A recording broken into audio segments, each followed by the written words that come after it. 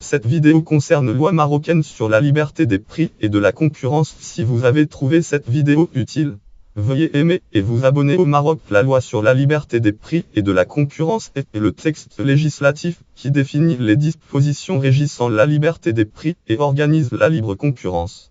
Elle définit aussi les règles de protection de la concurrence afin de stimuler l'efficience économique et d'améliorer le bien-être des consommateurs. Elle vise également à assurer la transparence et la loyauté dans les relations commerciales. Préambule de la loi NIN 699.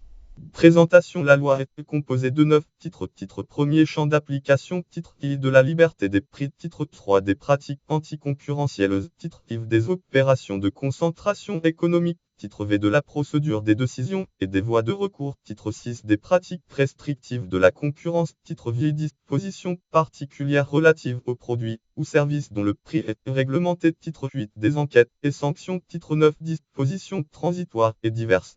Disposition de la loi. La loi NIN 699 a posé le principe de la liberté des prix et de l'équilibre à tous les secteurs et les marchés. Elle a renforcé les conditions d'une concurrence saine et loyale par l'interdiction des pratiques anticoncurrentielles ou des comportements tendant à fausser le jeu.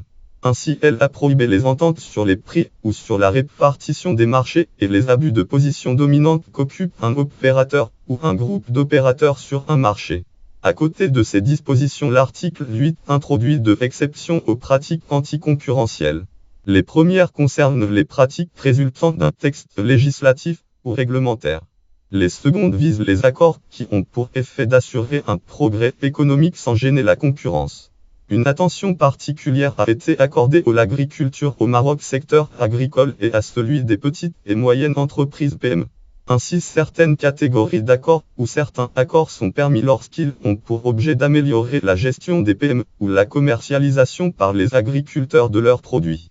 Ces accords peuvent être reconnus comme satisfaisant aux conditions prévues après avis du Conseil de la concurrence Maroc. Conseil de la concurrence pour l'économiste et comme article pratique anticoncurrentielle. Ce qui restait précisé dans son article 99. La loi a reconnu pour les associations de consommateurs au Maroc, associations de consommateurs reconnues d'utilité publique, le droit de se constituer partie civile ou obtenir réparation sur la base d'action civile indépendante du préjudice subi par les consommateurs. Par ailleurs, les dispositions du Code pénal marocain prévues par les articles 289, 290 et bulletin FR 1963 2640 bis Code pénal de 1963 qui concerne la spéculation, économie spéculation illicite ont été abrogées en vertu de l'article 101 de la dite loi.